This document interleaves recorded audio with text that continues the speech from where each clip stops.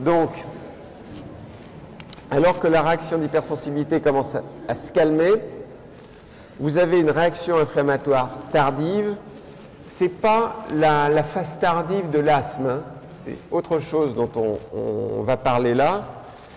C'est une réaction qui va se déclencher à peu près 4 à 6 heures après votre réaction d'hypersensibilité de type 1, qui, elle, s'était déclenchée en quelques secondes ou quelques minutes.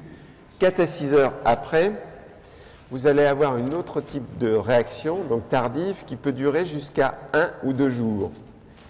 Et en fait, cette réaction tardive, elle est caractérisée par l'infiltration de neutrophiles, d'éosinophiles, de macrophages, de lymphocytes et de basophiles.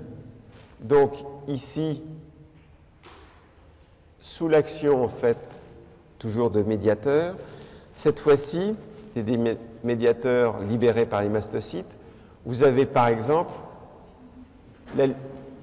la sortie des vaisseaux sanguins de macrophages, monocytes, macrophages, neutrophiles et éosinophiles. Je vous rappelle que les monocytes, ils se transforment en macrophages une fois qu'ils sont sortis de la circulation, hein, pas avant.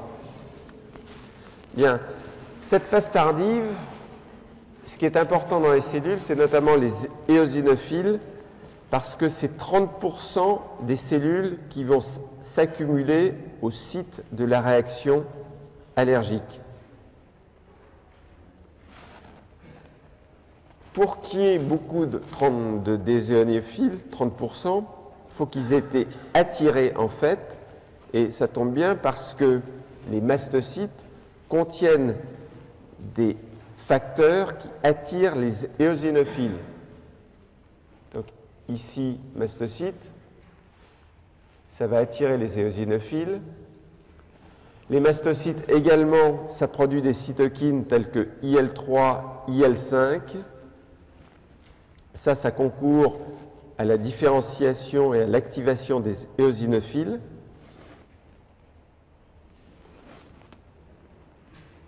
Les éosinophiles, si vous vous en souvenez, ils ont également des récepteurs pour les IgG et les IgE. Vous les voyez, les récepteurs pour les IgG et les IgE, et ça va permettre d'activer les éosinophiles.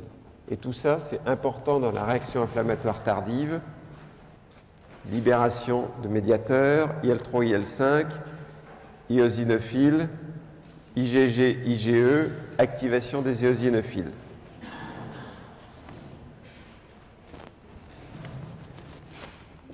Éosinophiles, vous les avez ici, pour le cas où vous auriez oublié la tête qu'ils ont.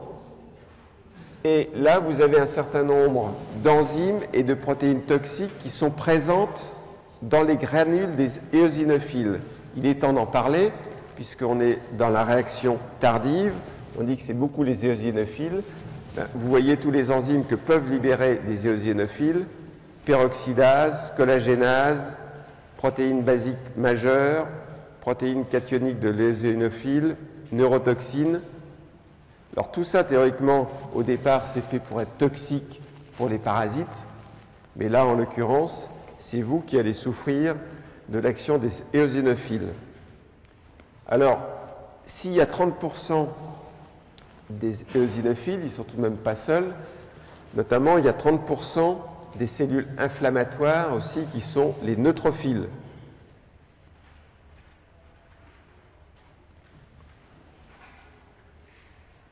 Là, on a d'autres médiateurs des éosinophiles. Ça, ici, je peux m'en passer. Très bien. Donc, maintenant, vous savez qu'il y a une réaction inflammatoire tardive avec deux messages, rôle important des éosinophiles et rôle important des neutrophiles. Maintenant, comment vous allez pouvoir, ou comment se fait la régulation des réactions d'hypersensibilité de type 1? D'abord, vous savez que cette régulation, elle ne se fait pas toujours, sans ça, vous ne feriez pas de réaction d'hypersensibilité. Tout de même, pour contrôler cette réaction, ça dépend notamment de votre patrimoine génétique. Parce que chez les sujets atopiques, qui ont une propension à faire des hypersensibilité de type 1, ben, il y a une régulation des réactions qui se fait pas bien. Et je vous rappelle que si vous avez vos deux parents qui ont des hypersensibilités de type 1, vous avez 50% de malchance d'en faire aussi. Par contre, si vous avez un seul parent, ça fait 30%. Alors, comment se fait cette régulation? Ben, ça va se faire en fait en fonction des niveaux d'activation de vos lymphocytes T auxiliaire 1, T auxiliaire 2. La demoiselle, elle arrive sur la pointe des pieds, on ne l'entend pas. Donc, en fonction de l'activation des TH1 et des TH2, et le message important, c'est que les TH1, les T auxiliaire 1, ça vous réduit les réactions d'hypersensibilité de type 1, alors que les TH2, ça va l'augmenter. Alors, ici, vous avez les TH1 qui apparaissent, les TH2 qui apparaissent. Et ici, j'ai changé les couleurs par rapport à d'habitude parce que j'ai mis en vert sur les TH2. Vous avez en vert les cytokines qui sont importantes pour réguler l'hypersensibilité de type 1, qui sont IL-3, IL-4, IL-5, IL-10.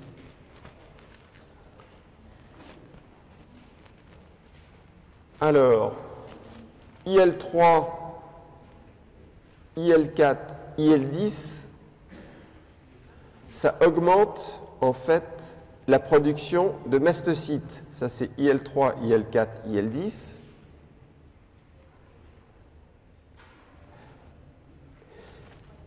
IL-3, IL-5, ça augmente en fait la maturation, l'activation et l'accumulation des éosinophiles. Donc, je reprends. Ici, on a des cytokines importantes, IL-3, IL-4, IL-5, IL-10. Des petits schémas où on voit l'action d'IL-4, ici. On voit l'action IL-3, IL-4, IL-10 sur les mastocytes.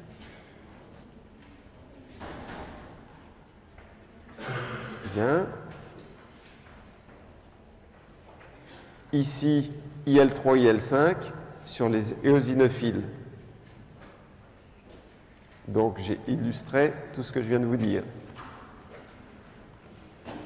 Et le message qui est important, IL-4, IL-3, IL-4, IL-10, IL-3, IL-5. Bien. Alors, les TH1, eux, ils ont tendance à diminuer les réactions d'hypersensibilité de type 1, notamment en produisant l'interféron gamma. Ça inhibe les réactions de type 1.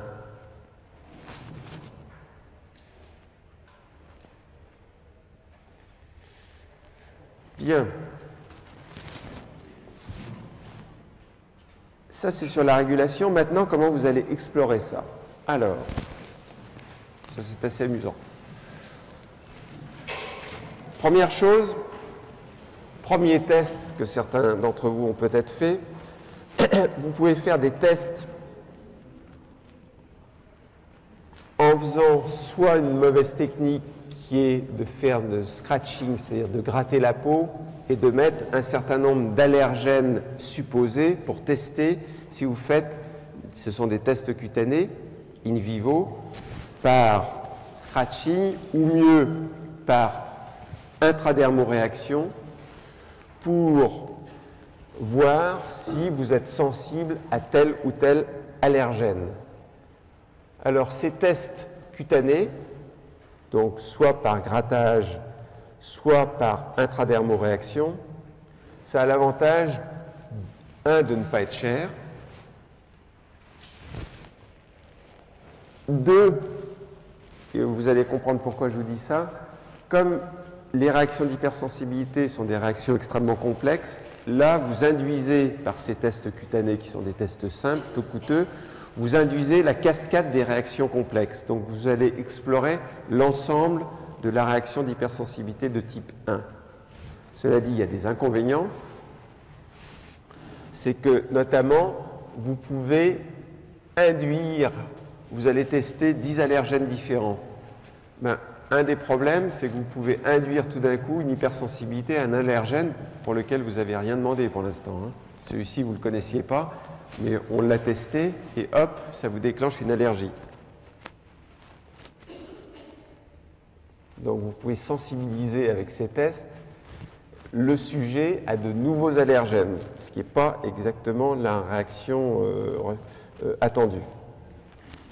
À côté de ça, vous avez ces tests qui sont très utilisés, mais qui ont deux inconvénients. Le premier, c'est d'être coûteux, et le second, c'est d'explorer en fait simplement une petite partie du mécanisme de l'hypersensibilité de type 1. Alors, cela, c'est le test radio-immunosorbant. C'est le dosage des IgE sériques totaux. Qu'est-ce que vous avez? Vous avez un support solide, là ici j'ai fait une petite bille, sur laquelle vous avez des anticorps anti-IgE. Vous mettez le sérum de votre malade. Si dans le sérum de votre malade, il y a des IgE, vous venez avec un anticorps, un autre anticorps marqué par exemple par un isotope radioactif ou un enzyme, et vous avez donc, c'est une technique sandwich. Hein. Ce que vous mesurez, c'est les IgE du sérum, et vous dosez les IgE. Mais encore une fois, ça n'explore que le taux des IgE, donc qu'un des mécanismes de l'hypersensibilité de type 1, c'est plus complexe que ça. En plus de ça, on s'aperçoit que vous avez des sujets qui font des allergies, qui n'ont pas d'augmentation des IgE, et on avait vu, je ne sais pas si vous vous souvenez, que de toute façon, le taux d'IgE, il variait assez peu. C'est-à-dire, vous ne passez pas à des taux qui sont gigantesques. Alors, ce test radio-immunosorbant, il faut tout de même le connaître parce qu'il est très utilisé.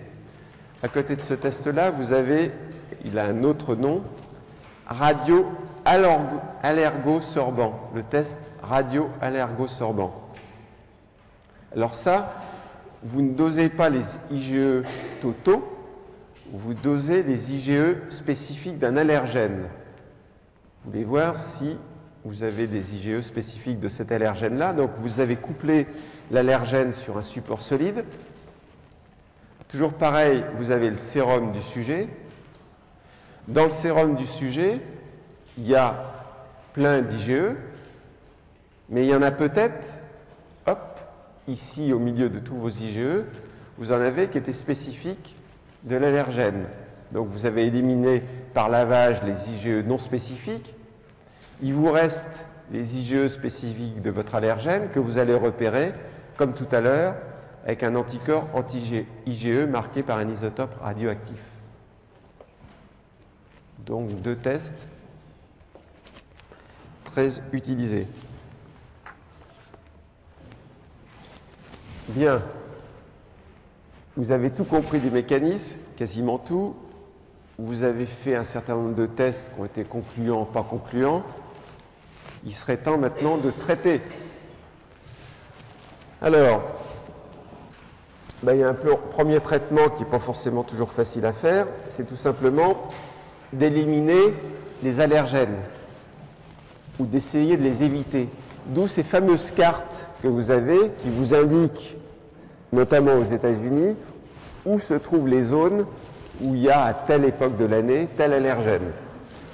Donc il y a des cartes pour savoir les endroits où il ne va pas falloir que vous voyagez. Cela dit, c'est un petit peu plus difficile. Lorsque vous êtes allergique à la poussière, par exemple, vous avez beau passer l'aspirateur 43 fois par jour, tout de même, ça ne va pas forcément résoudre votre problème. Cela dit, vous avez peut-être une solution si vous êtes allergique aux chats. Je vous donne une première solution qui est triste, je vous en donnerai une seconde tout à l'heure. La première solution, c'est tout de même de vous intéresser plus aux chiens qu'aux chats. Mais c'est difficile, mais il n'y a peut-être pas d'autre solution. Donc première solution, vous éliminez l'allergène. Seconde solution, on essaye de faire une hyposensibilisation. C'est-à-dire, on vous fait une immunothérapie où, avec des toutes petites doses d'allergènes de façon répétée et croissante, on va essayer en fait d'induire plus ou moins une tolérance à l'allergène, ou ce que l'on considère aussi, c'est que vous allez induire la production plutôt d'IgG dirigée contre l'allergène plutôt que d'IgE.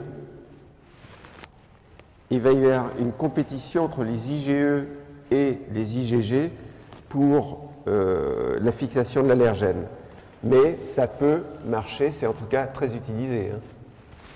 Ça marche pas, mais des immunothérapies pour faire en tout cas une hyposensibilisation, soit l'induction de tolérance, soit l'induction d'une production d'IgG qui vont venir rentrer en compétition avec les IgE. Alors, un autre traitement, alors là il y a une petite subtilité. Xolair. En fait, le Xolair, qu'est-ce que c'est? C'est un anticorps humanisé qui se lie aux IgE. Alors là, si vous vous souvenez de tout à l'heure, si j'en reste là, vous vous dites, attendez, comment ça marche ça? Parce que tout à l'heure, vous nous avez montré, par exemple, sur des expériences in vitro, que vous êtes capable de faire un pontage des IgE à la surface de cellules avec des anticorps anti-IgE. Donc là, comment ça marche le Xolair? Il y a une subtilité qui est importante à comprendre, c'est que cet anticorps, en fait, il est capable de se lier aux IgE membranaires à la surface d'un lymphocyte B. Il est en vert, omalizumab, il est en vert ici. Il se lie aux IgE membranaires, il se lie aux IgE solubles, mais, fort heureusement, il ne se lie pas, en fait, aux IgE qui sont à la surface des mastocytes. Ça serait embêtant. Donc, fixation sur IgE membranaire et sur IgE libre, mais pas sur les IgE qui sont à la surface des mastocytes. Pas de fixation là. Bien. Alors, là vous avez déjà trois moyens. Autre traitement, c'est le traitement par les antihistaminiques. Alors, les antihistaminiques, vous vous souvenez que l'histamine se liait à des récepteurs en particulier de type 1, les récepteurs H1. Ça, c'est les antihistaminiques classiques. Maintenant, il y a des nouvelles classes d'antihistaminiques qui bloquent également les récepteurs H2. Alors là, vous avez des antihistaminiques de première génération, des antihistaminiques de seconde génération qui lient aussi les récepteurs H1. Ça, c'est le Zyrtec, c'est un antihistaminique de seconde génération. Il y en a d'autres maintenant qui inhibent les récepteurs H2, pas uniquement les H1. C'est pas que je fasse de publicité pour Zyrtec, mais vous savez que les antihistaminiques de première génération, ils ont un petit inconvénient, c'est qu'ils ont tendance un petit peu à endormir. Alors que ceux de seconde génération, tout de même, vous induisent un petit peu moins une somnolence. Alors, antihistaminique.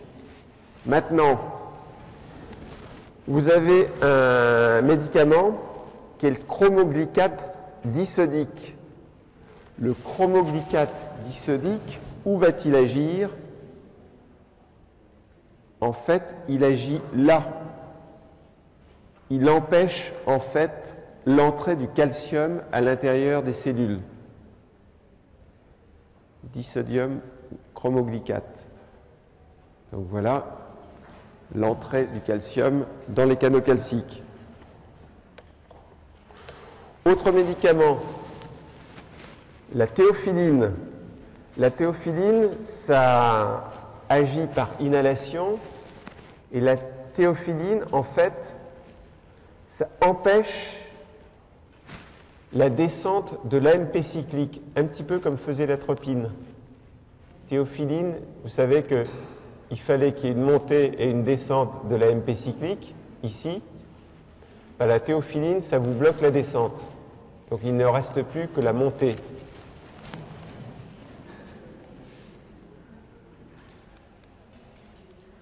Je voulais parler d'atropine, c'était de l'adrénaline, c'est pour ça que... D'accord. Bug. Donc, l'adrénaline, elle vous augmentait la MP cyclique. Hein. Pourquoi je bug sur des choses comme ça? Mystère. Alors, théophiline, ça vous empêche la descente. Bien. Il y a d'autres médicaments qui sont en fait des stimulateurs des récepteurs bêta-adrénergiques. Ces stimulateurs des récepteurs bêta-adrénergiques, vous aviez justement l'adrénaline. Cette fois-ci, je ne fais pas de bug.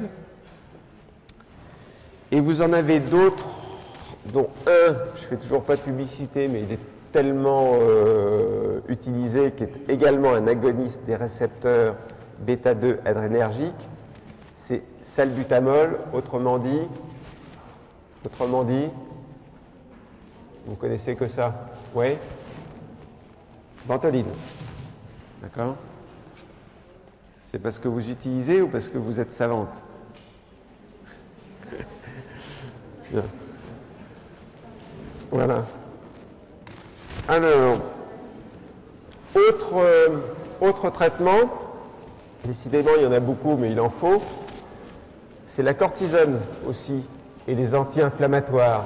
Il y a toujours dans ces réactions d'hypersensibilité de type 1 une composante inflammatoire qui est importante, notamment dans l'asthme, on l'a vu, et on peut utiliser bien entendu tout ce qui est anti-inflammatoire, cortisone. Et il y a un médicament, mais dont l'utilisation est un petit peu contestée actuellement, qui s'appelle le Singulair. Singulair, c'est un antileucotriène. Or, il est discuté actuellement, parce que j'avais vu une coupure de presse. Voilà, la FDA enquête sur les risques suicidaires liés à Singulair. Bon. Alors, là je me suis amusé simplement. Adrénaline. Là c'est pour vous rappeler que l'aspirine c'est un des médicaments qui provoque des allergies. Et là, la dame ici qui est en train de faire une allergie, elle va prendre en fait de la ventoline. Bien. On a passé beaucoup de temps sur l'hypersensibilité de type 1. Maintenant, on va parler de l'hypersensibilité de type 2.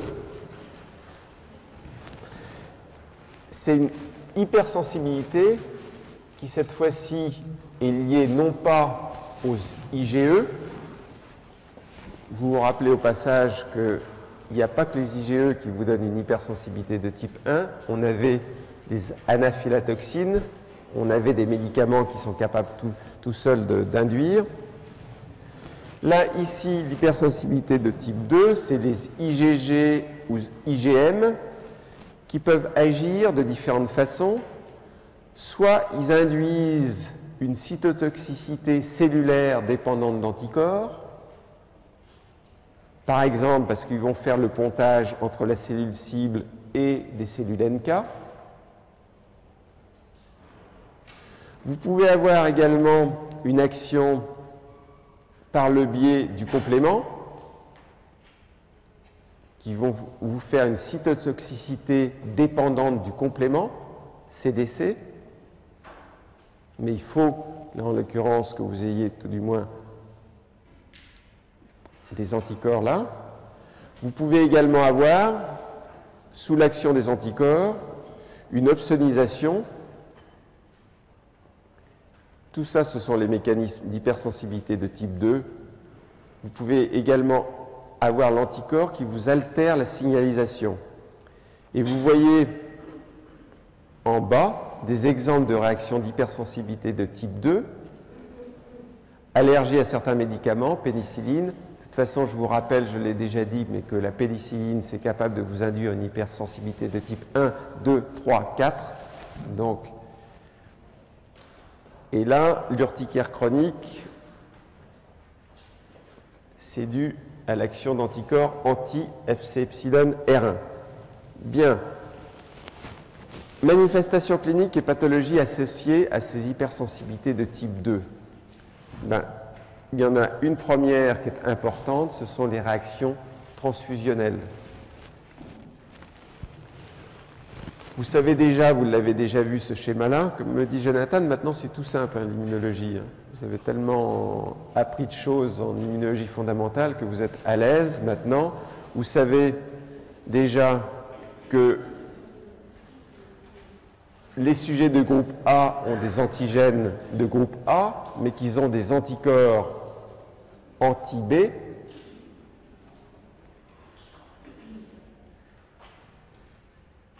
Anticorps dans le sérum anti-B, que ces anticorps anti-B sont induits en fait par un mimétisme moléculaire. Ils ont été produits en fait, ce sont des anticorps contre en fait des bactéries intestinales. Et il y a un mimétisme moléculaire entre les antigènes B et des antigènes qui sont au niveau de bactéries intestinales. Toujours est-il que chez les sujets de groupe A, il y a des anticorps anti-B. Et que bien entendu, si vous injectez en fait un sujet A en fait du sang qui vient d'un sujet B, hop, A, ici, voilà, anticorps dans le sérum anti-B. Si j'injecte un sujet A du sang provenant d'un sujet B, étant donné que le sujet A a des anticorps anti-B, il va y avoir une réaction d'hypersensibilité de type 2. Comme les anticorps que vous avez ici sont principalement des IgM, un des mécanismes que vous allez avoir, c'est en fait le mécanisme que vous avez ici d'activation du complément. Je vous rappelle, ici j'ai dessiné non pas une bactérie, mais vous voyez c'est rouge. Ça veut dire que c'est un globule rouge et vous avez l'IgM qui est venu se mettre ici sur le globule rouge et il va y avoir activation de la voie du complément. Vous avez ici l'activation de la voie classique du complément avec l'IgM, d'accord, anti-antigène du groupe B. Ici c'est rouge, c'est bien un globule rouge. Ce qui fait que ça va vous faire finalement dans le globule rouge, sous l'action des IgM et du complément, ça va vous faire des pores dans le globule rouge et ça va vous faire donc cette fois-ci une hémolyse. Donc c'est une réaction transfusionnelle. Alors, les symptômes classiques, c'est que lorsque vous avez cette réaction transfusionnelle, ça vous donne de la fièvre, ça vous donne des frissons, ça vous donne des nausées, ça vous donne des douleurs dans le bas du dos, et ça va vous donner de temps en temps une hémoglobinurie, c'est-à-dire il y a de l'hémoglobine dans les urines. Et ce qu'il faut faire, bien entendu, c'est immédiatement arrêter la transfusion, ça, d'accord, mais en plus de ça, vous allez passer des diurétiques. Pourquoi vous allez passer des diurétiques? Parce que vous allez avoir une accumulation d'hémoglobine dans les reins et ça peut vous donner une nécrose tubulaire.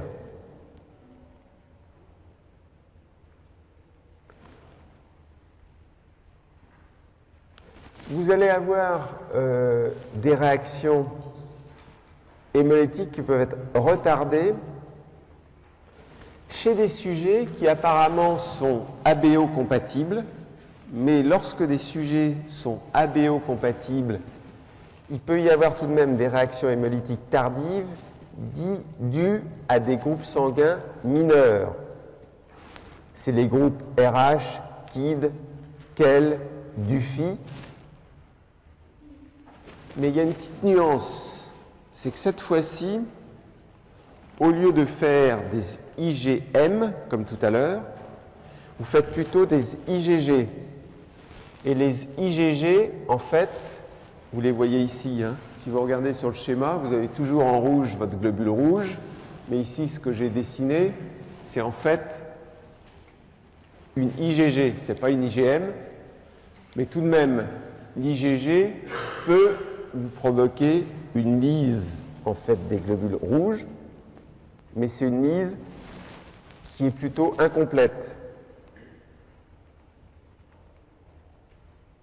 Les symptômes, c'est les mêmes que tout à l'heure, de toute façon.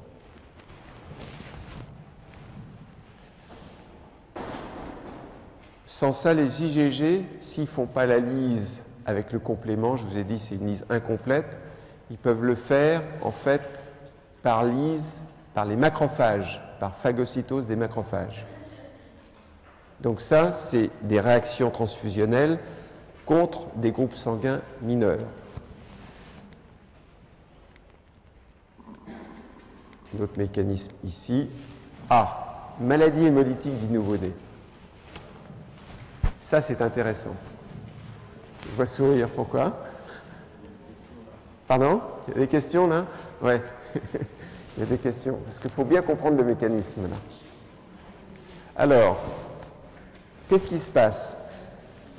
Vous avez ici, en fait, le placenta, ici. Vous avez ici le cordon ombilical et vous avez ici le fœtus. On va regarder, nous, ce qui se passe au niveau du placenta. Et au niveau du placenta, c'est là où il y a, d'une part, le trophoblaste qui fait le filtre entre la circulation maternelle, qui sont ici dans les lacs sanguins. Donc la maman, elle est par là. Le cordon, il est par là. Le fœtus, il est par là. Là, vous avez le sang fœtal, ici. Ici, vous avez le sang maternel. Et là, vous avez bien les cellules placentaires, les cellules trophoblastiques qui vous font le filtre entre les deux. Bien. Alors, qu'est-ce que c'est que cette réaction d'hypersensibilité de type 2 qui vous donne la maladie hémolytique du nouveau-né? Vous avez ici un fœtus RH+. Première grossesse.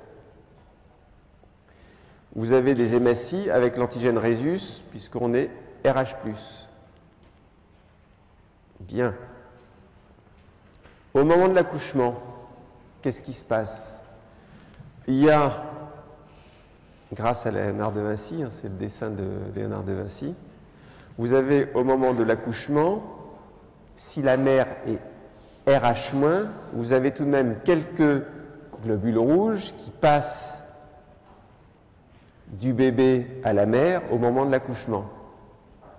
Mais la mère va faire ici des IgM, et ces IgM, ça se fait au moment de l'accouchement, va vous permettre d'éliminer les quelques hématies qui sont venues du fœtus. Mais au passage, lors de cette première grossesse, il y a tout de même eu des cellules B mémoire qui ont gardé la mémoire qu'il y a eu la présentation de l'antigène RH+. Donc maintenant, on va passer à la deuxième grossesse. La deuxième grossesse,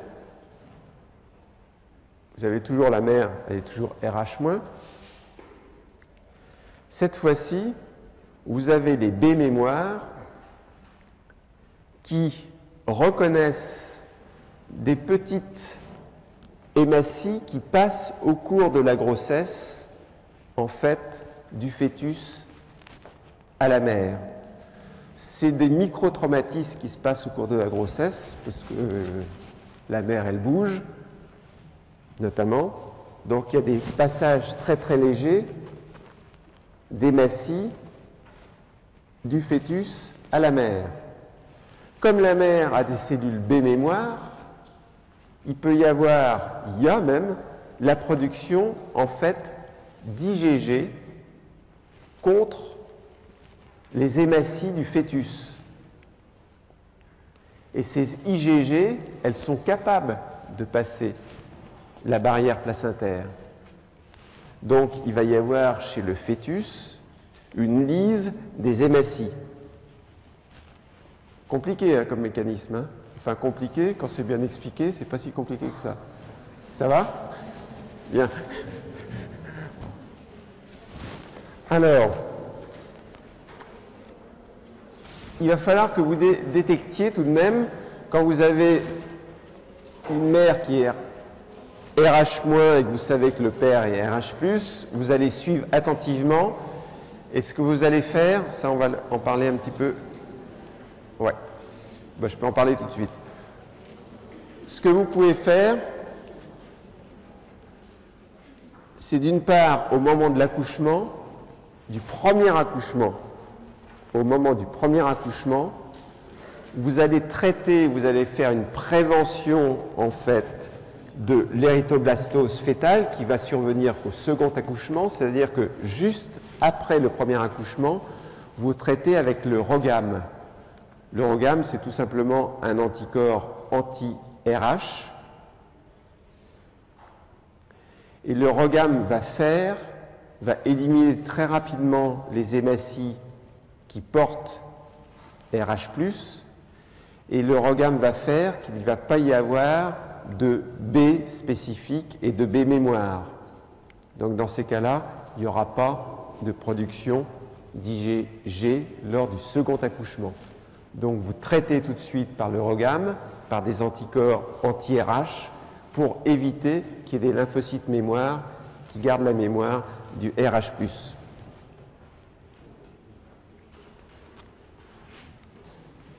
Alors, cela dit, lors du second accouchement, il va tout de même falloir vérifier sur le sang du cordon. Vous allez essayer d'avoir du sang fœtal et vous allez tester pour voir si, en fait, il y a des anticorps contre les hématies du fœtus. Donc ça, c'est le test de Combs direct.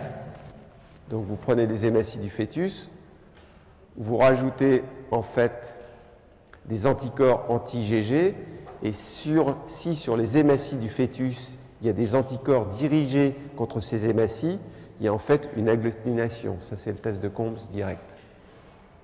Donc ça, vous allez le surveiller tout au long de la grossesse. Et lorsque,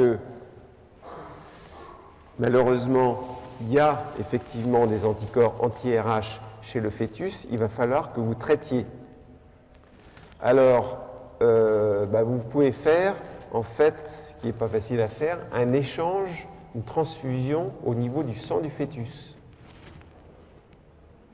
Donc des transfusions, et ces transfusions que vous allez faire pour changer en fait le sang du fœtus, il va falloir que vous fassiez ça tous les 10 à 21 jours jusqu'à l'accouchement.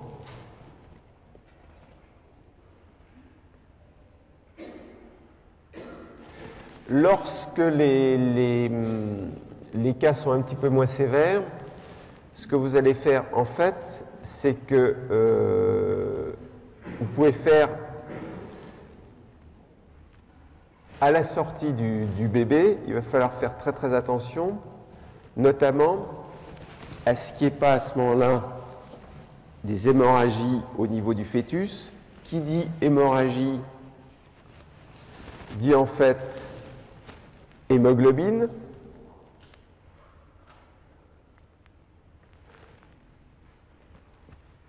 Transformation ou production en fait de bilirubine, et la bilirubine c'est dangereux pour les reins Et qu'est-ce que vous faites pour casser en fait la bilirubine? Ça, vous l'avez observé si vous avez été dans la maternité.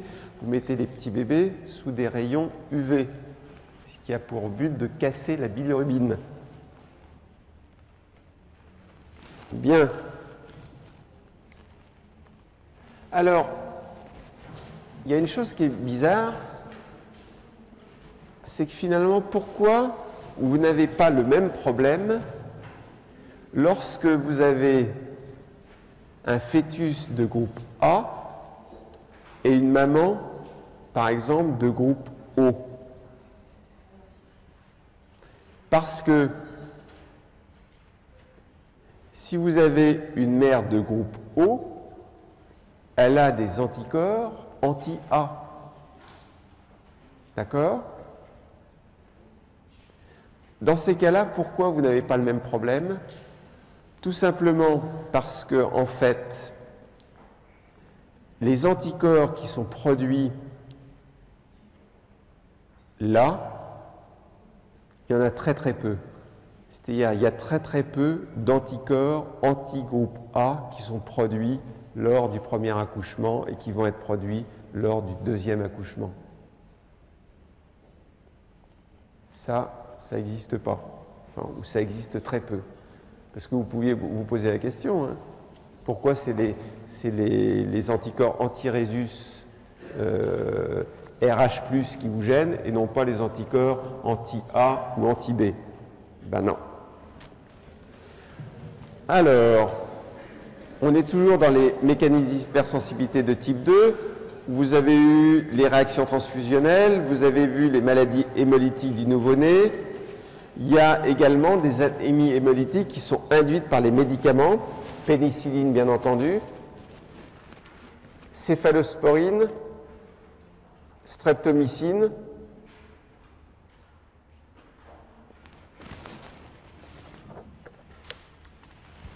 Bien.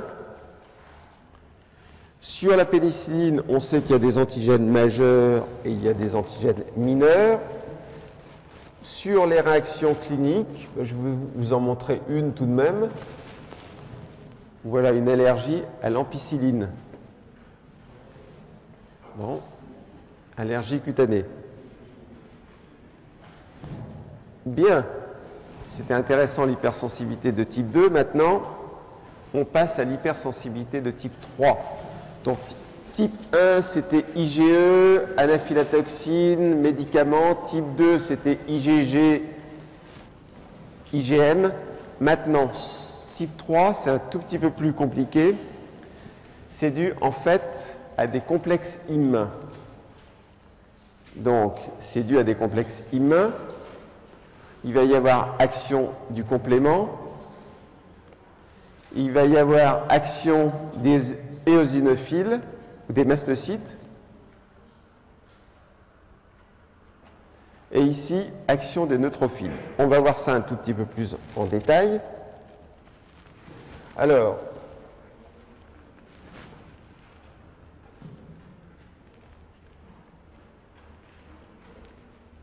manifestation clinique. Tiens, généralité, mécanisme. Je pensais que j'avais plus détaillé. Je vais les revoir. Ah, d'accord. OK. Alors, il faut que je le traite maintenant. Généralité, mécanisme. Alors, qu'est-ce qui se passe?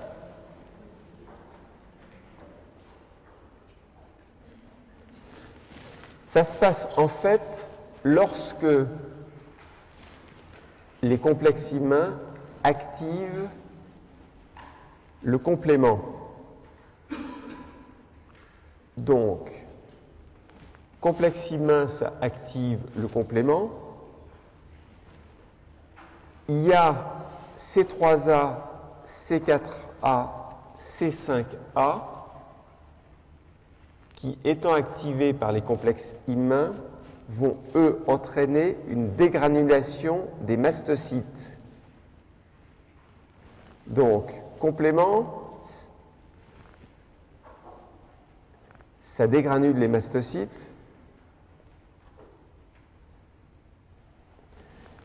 C3A, C5A et un autre facteur qui est C5B, ça va agir en attirant les neutrophiles. Donc, le message important ici, c'est l'activation des neutrophiles.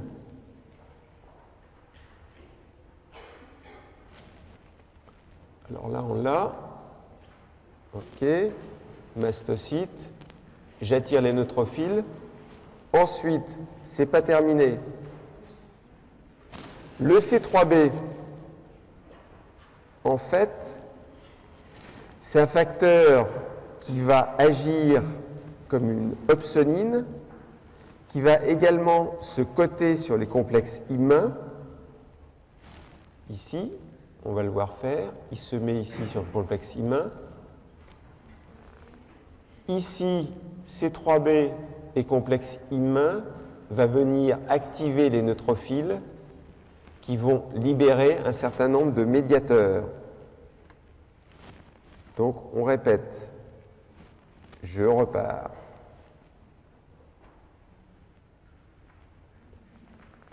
Des complexes immuns.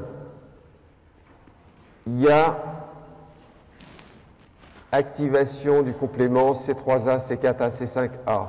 Ça dégranule des mastocytes. Il y a des facteurs qui vont attirer les neutrophiles.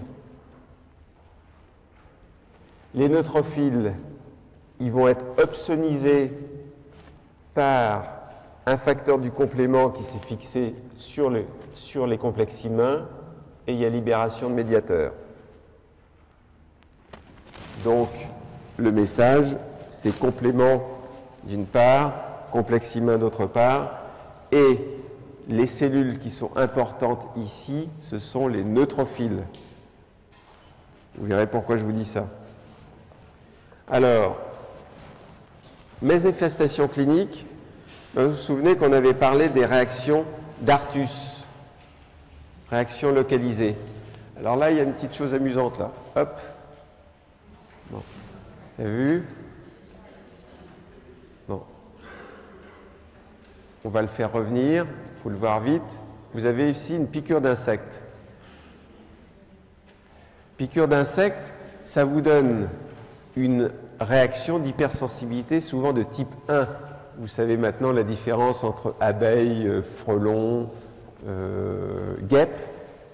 Ici, je ne sais pas ce que c'était d'ailleurs, si c'était une guêpe. Mais, voilà.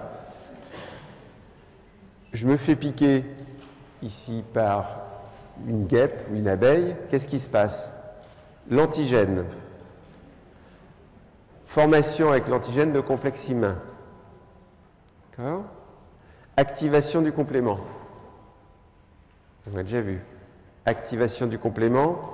C3A, C4A, C5A qui activent les mastocytes. D'accord?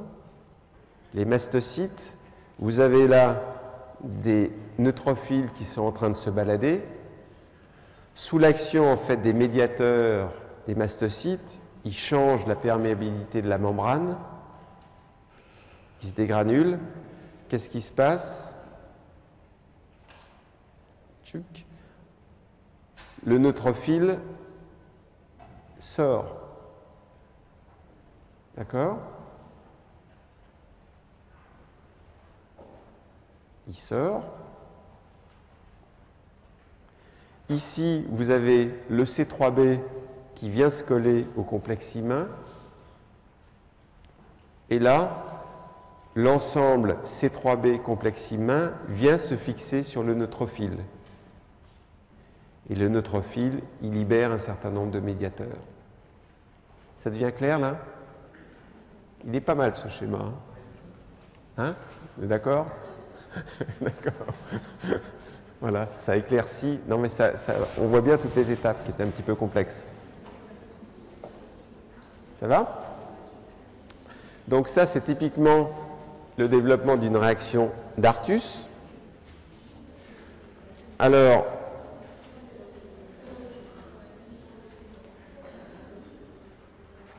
cette réaction d'Artus, ça donne des réactions localisées. ça donne aussi des réactions généralisées.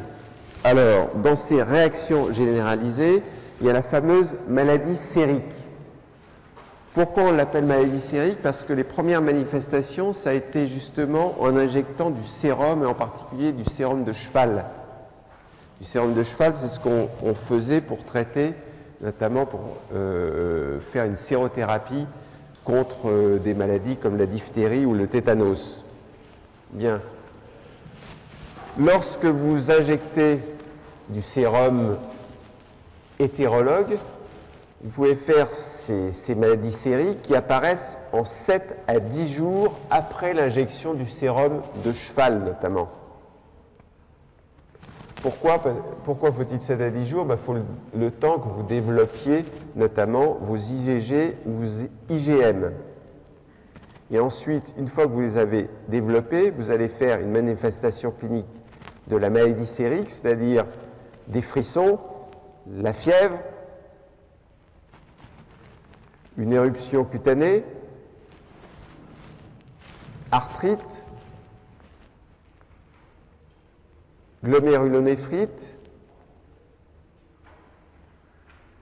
un urticaire. Chez l'urticaire, ça me montre bien qu'il y a action des mastocytes. Alors ça, aujourd'hui, on utilise moins tout de même des sérums de chevaux, mais on a ce type de réaction avec des agents immunosuppresseurs chez les transplantés. Lorsque vous utilisez la streptokinase c'est un agent thrombolytique chez des patients qui sont atteints d'infarctus du myocarde.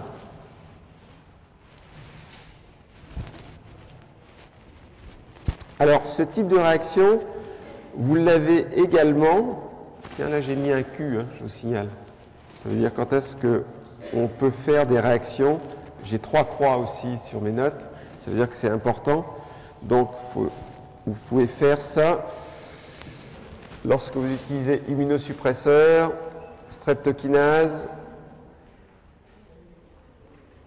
Lorsque vous utilisez aussi des globulines antilymphocytaires. Bon. Vous pouvez faire ça aussi lorsque vous avez un agent infectieux que vous n'arrivez pas à éliminer. Par exemple, lorsque vous faites une hépatite virale chronique,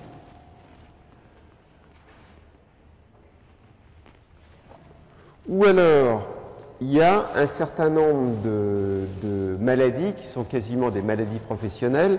Il y en a une qui s'appelle le poumon du fermier.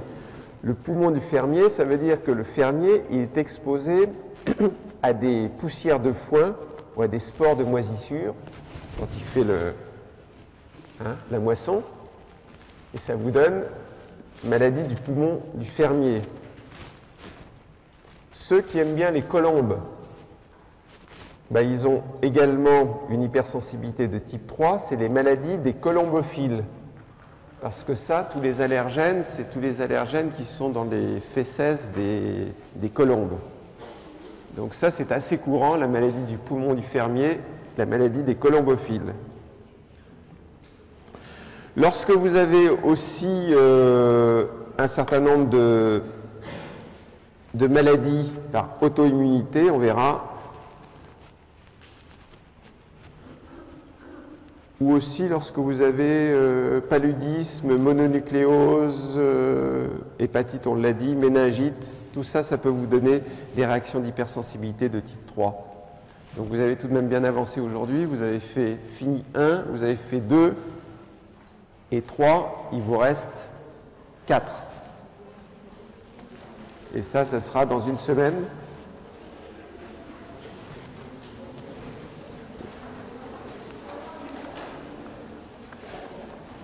Bonne fin de matinée.